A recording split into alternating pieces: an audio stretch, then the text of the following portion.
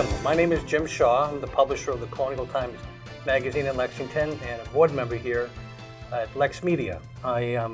We're here today to talk a little bit about the upcoming district-wide election for authorizing the financing for a new Minuteman school. And rather than hear from me about this, we've assembled a panel of folks who actually know a lot more about this than I do. And I'm pleased to introduce today Dr. Edward Bouquillon, the superintendent of the Minuteman Regional High School, Ford Spalding, who is the representative for the town of Dover and currently serving as chair of the campaign for Minuteman's future. Correct. And our own Lexington representative, Dave Horton, who serves as treasurer of the campaign for Minuteman's future. There seems to be a little bit of, not so much confusion, but this has been going on for a little bit. I know that this effort on behalf of you and the school and the campus has been going on for some time. People may be a little confused because we've dealt with it at the town meeting level, and there seemed to be a lot of activity around this, and like some questions as to why are we still here and why are we now going into an election process for this. So, Dr. Bouquillon, maybe I'll ask you to comment there. Sure, Jim. It's been a long journey together, and Lexington has been one of our great supporters along the whole way. The reason we're at a district-wide election right now is that the town meeting route, which we were required to do under the new district agreement, and that the school intended to do in order to gauge the support for the school, did not succeed. We were required under state law to get 16 out of 16 town meetings approve the funding to authorize the district to borrow the money to build a new school. That failed in one town, the town of Belmont. In the other towns that voted, there were over 3,000 town meeting members that voted on this question, and over 2,700 of them voted in favor of the new building, with the exception of Belmont. In that town, we lost 141 to 81, or was it 61? If 30 I think it was 81. 30 votes had gone our way, we wouldn't be here today. We wouldn't be spending the money. But we are here, and the district is required to reimburse all the communities for the costs of this election. The election is September 20th from noon until 8. It's an unusual time, so voters need to show up after noon, not before noon, as some of them did on the primary day looking to vote for us, which we were pleased to hear about. But and it's a majority aggregate vote. So all the votes are tallied, and if 1,000 people vote and 501 vote in favor of the authorization to bond, we will move forward with the new building, finally, after being in this process with the Msba for nearly 8 years. Now, the campus was originally built in the early 70s. I know that I think the classes began to move in sometime around 75 or 76.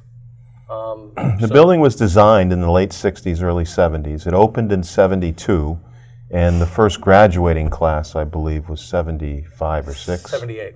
78. Yeah. Bill, I believe you may have been in that class. I was in the class that would have been 79. But Okay. I did have 3 siblings, one of them who was in the class of 78 in the first graduating class. But 3 of my siblings did graduate, so I can personally attest to the value to at least the community of Lexington.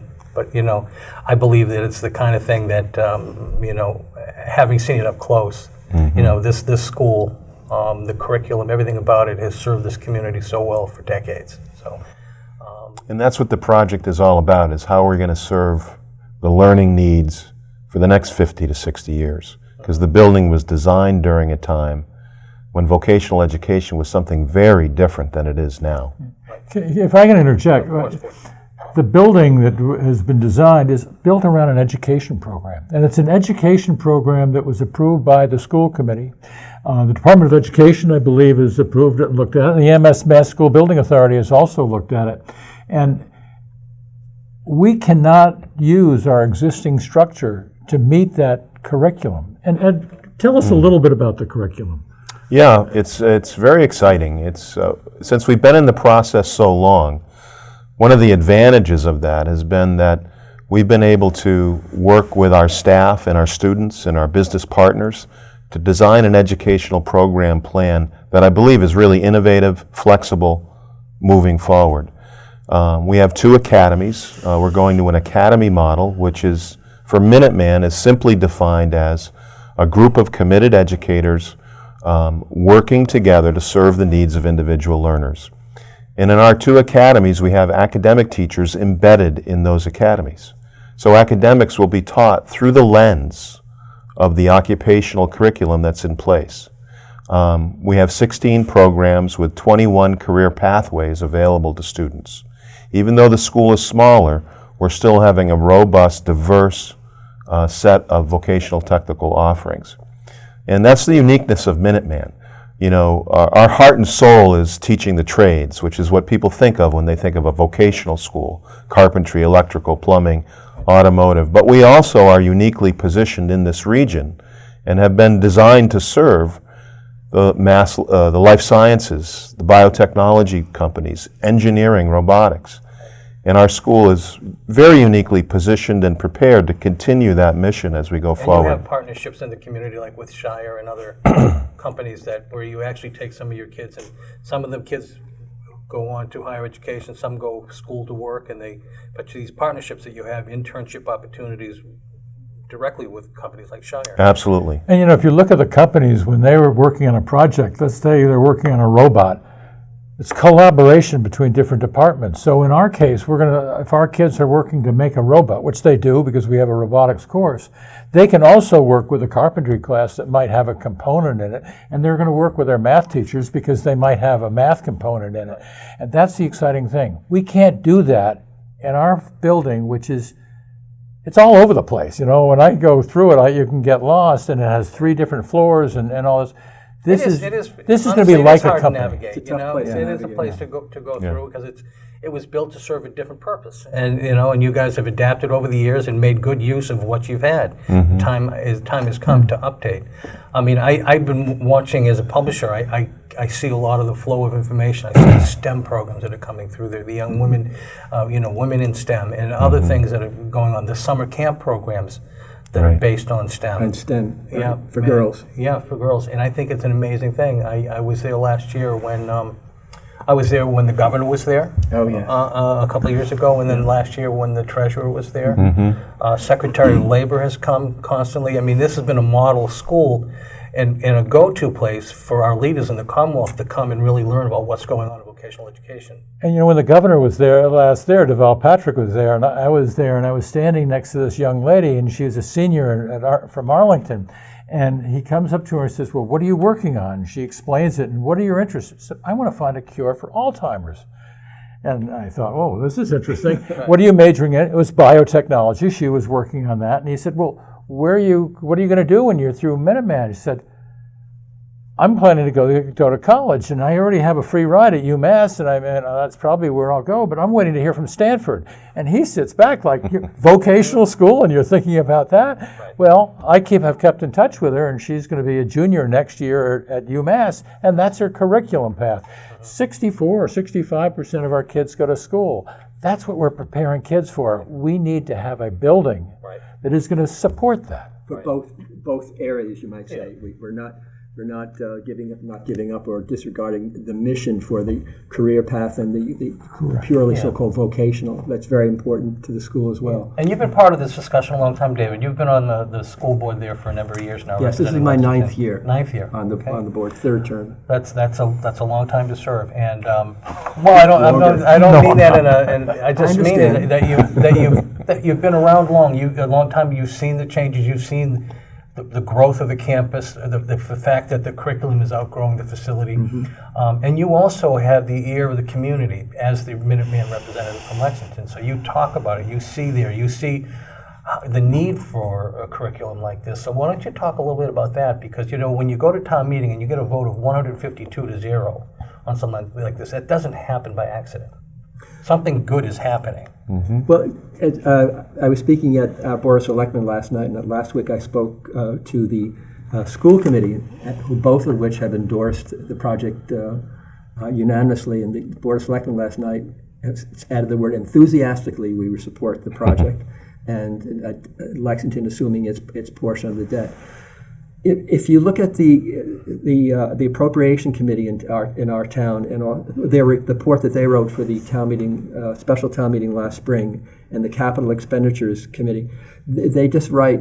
So it's, again, I'll use the word enthusiastically about what the school is doing and what the need for such a school is for our students and for the students in other towns as well. You can't help but feel that this is a very important project for us to be supporting and for Minuteman to be doing for its present students and for its future students. But just recently I sent a letter, a message or a letter through the Lexington religious political list, and I've gotten all kinds of feedback from that, from people saying, "Oh, thank you for doing that, and I'm going to send information about the forthcoming election and vote to my list." I've had a number of people say that to me. I've met people on the street who say, "You know, I got the card that said our polling place is going to be at the community center. I'm so glad that we're having this election." But they ask, of course, why are we having that one? So I explain. But I haven't heard anyone, well, maybe they would be afraid to see me. I don't talk to me. I don't know. But everyone I talk to, including the boards and people next, and they're all very much behind it. It's just very. I hate to use the word heartwarming, but it is, and it's just really incredible. It does seem to be one of the things that the community coalesces around and joins together on. You know, there's some dichotomy in Lexington over a lot of things, not on this. People seem to be like unified on the issue of supporting this effort. Too many communities are worried about the $144.9 million that has been approved by the school committee, the Mass School Building Authority. They don't spend enough time, like in some cases no time, talking about education, just the things that we've just been talking about. Bricks and mortar is what we're going to pay for 144.9 plus equipment, but it's what happens in the classroom with the teachers, and you've got to create an environment where that can thrive, and companies build new companies and new things so their employees do a better job. We're doing the exact same thing. That's part of the role of the building committee, working with the administration and working with the Department of Education to create an educational environment. Well, you make a good point there, the 144.9, and you talk about the school building assistance program. Some of the money will become available from the Commonwealth of Massachusetts through school building assistance. Dr. Bouquillon, talk a little bit about that, because I know that you've been dealing with the state on assistance and matching funds and so on and so forth for a number of years, and I know that goes back to almost the beginning when you started this process. We've been in the pipeline so long, we were grandfathered at the 40% minimum reimbursement level, which was a good thing of the delay as well, but now schools are at a 33% base level. We ended up with a 44.75% reimbursement rate of eligible costs, which translates to about $44 million from the state. So our net cost to our towns is about $100 million. Right. I think it's important for them to understand that. And you think about $100 million, it's a big number. And with 10 towns sharing that, that's a big obligation going forward. And there is justifiably a lot of questions and some concerns among some of the voters around the cost of the building. There have only been 3 other new vocational schools built in the last 10 years in the Commonwealth, only 3. When we corrected for time, our Skanska Owners Project Manager and their consultants helped us compare the cost of Minuteman to the other new vocational schools. And we were right in the mix with Worcester, Essex, and Putnam Voc in Springfield at about $485 a square foot, something like that. Very expensive, but we're building 2 schools in one, a whole vocational school and an academic school. Do you want to mention how MSBA has scrutinized the budget for the school and the plans and the design and the whole thing? It's not like we've just gone off and come up with, here we're going to do this. And also, in dovetail with that question, this was not just your first go at it. I mean, you guys looked at a lot of different scenarios, some of which cost a lot more money too. So I have to say, when we went to town meeting 7 years ago to get the feasibility study funded, $724,000, our architects and owners project managers have gone well beyond that without charging us to do all the analysis that was required of this complex district. We looked at 9 different options. We looked at renovation addition, and building new for 3 different enrollment scenarios, 435 and 800. And then we finally landed on a 628 design enrollment.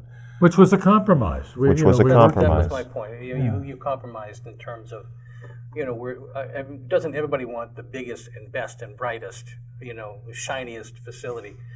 But I remember talking with you personally early on in the process, and you were pretty willing to do what you had to do to make the project happen. It's not what I would have chosen. Yeah. It's not what I would have chosen. It's not what I think is needed, but it's what we can get, and it's what we can get now. MSBA would approve of, correct?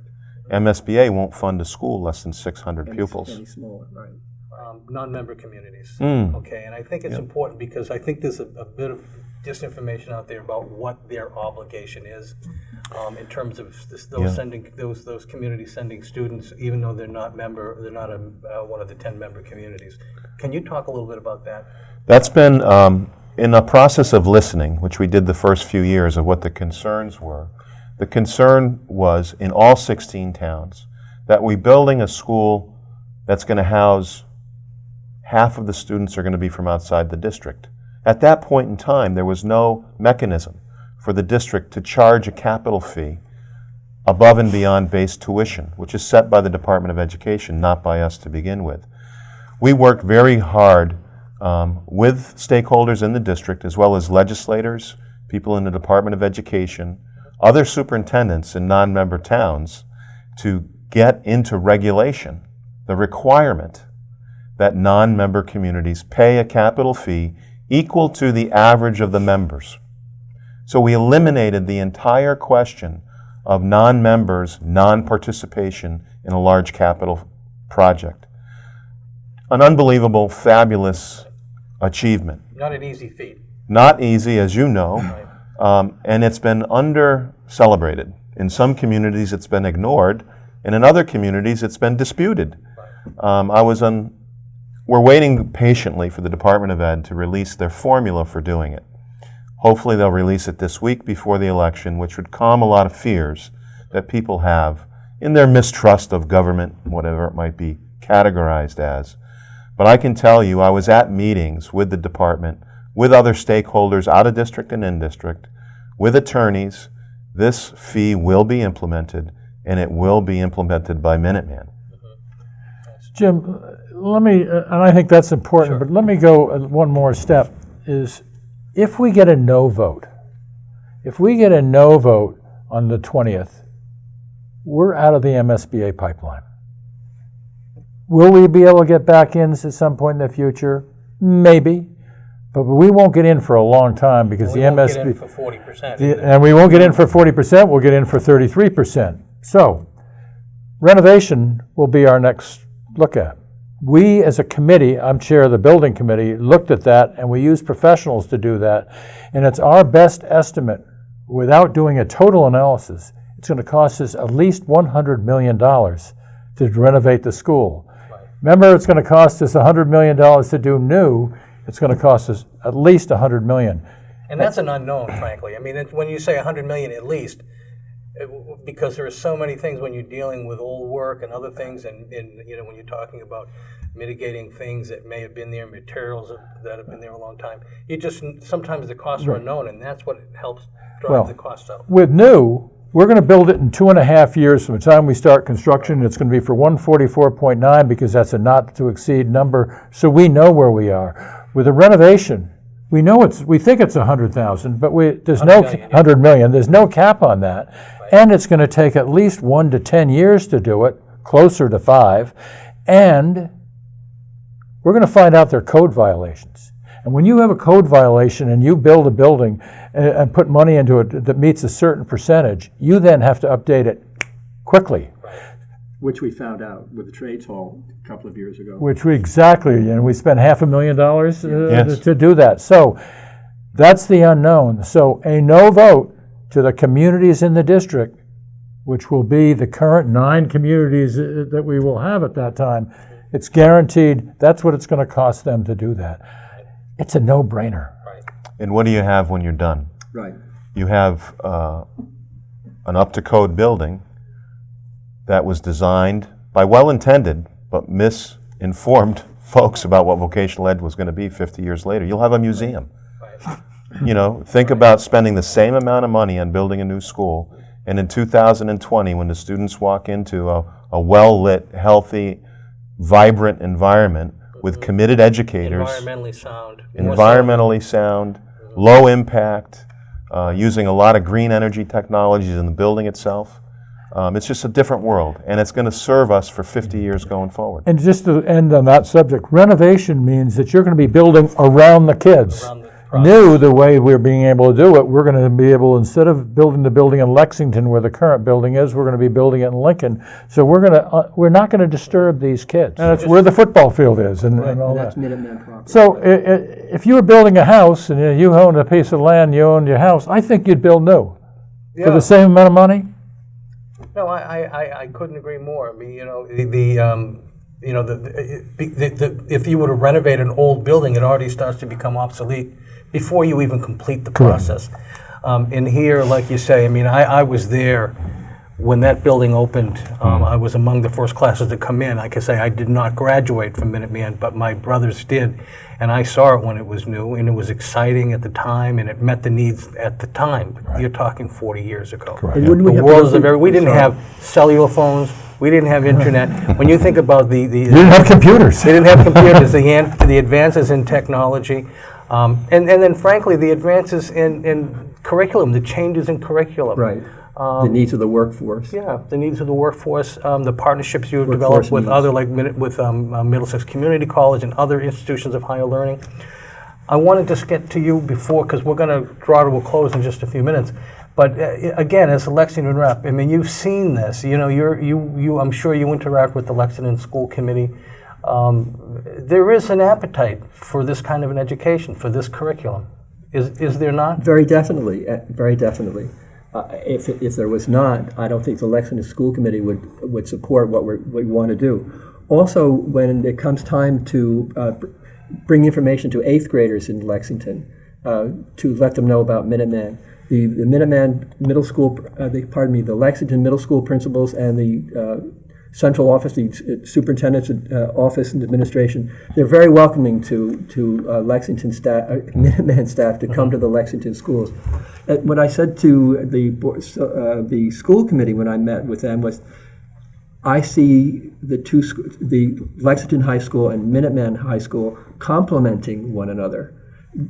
We need, for our students, we need both kinds of school, if you wish, the comprehensive high school and the vocational technical high school for any student, and Lexington is lucky to have both. But lots of support from the middle schools and from the superintendent from top down, town up, bottom up, whatever you want to call it, which is very, very gratifying. Say, I'm a member of the Rotary Club. I've seen up close and personal the partnerships that Rotary, LexHab, and Minuteman has had. When you talk about the impact of the trades in a community like Lexington, 13 homes, is it? Yes. 13 homes you have built and added to the didn't know that. housing stock for LexHab, making affordable homes available to families here in Lexington. That's 13 homes. Can you imagine such a thing?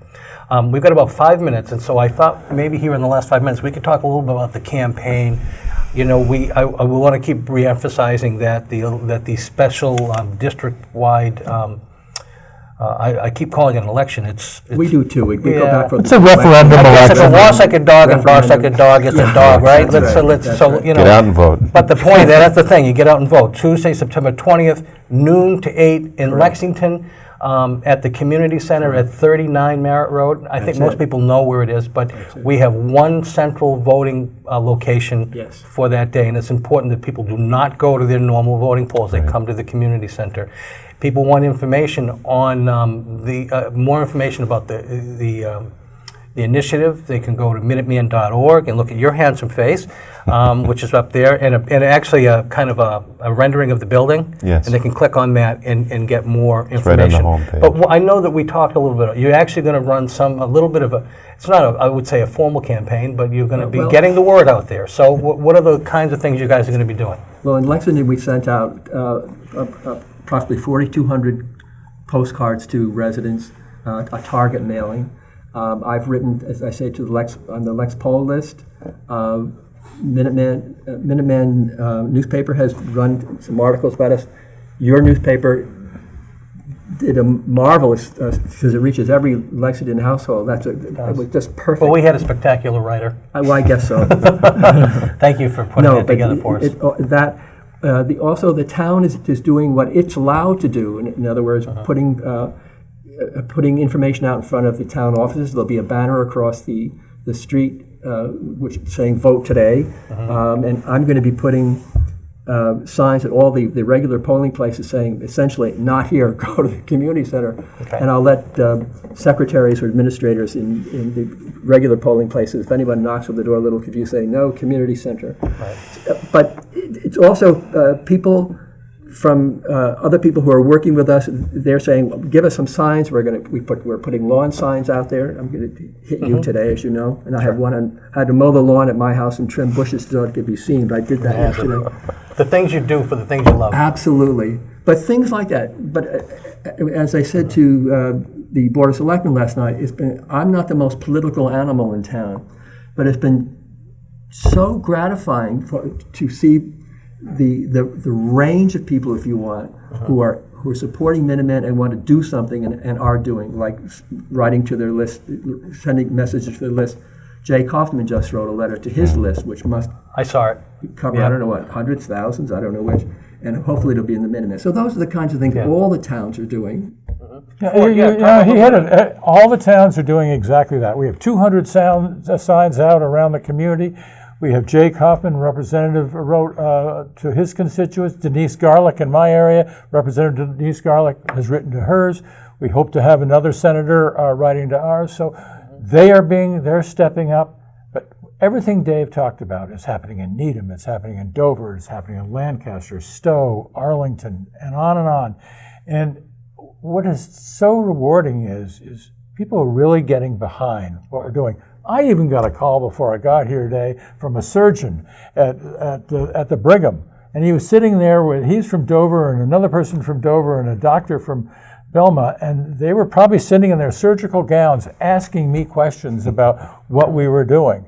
And you know, what's good about this, after we get to yes, and we're going to get yes for Minuteman's future, we built up a great publicity for our school, and we need to keep that going throughout the district from now on infinitum, because that's what's going to get kids to come and get a great education. Right.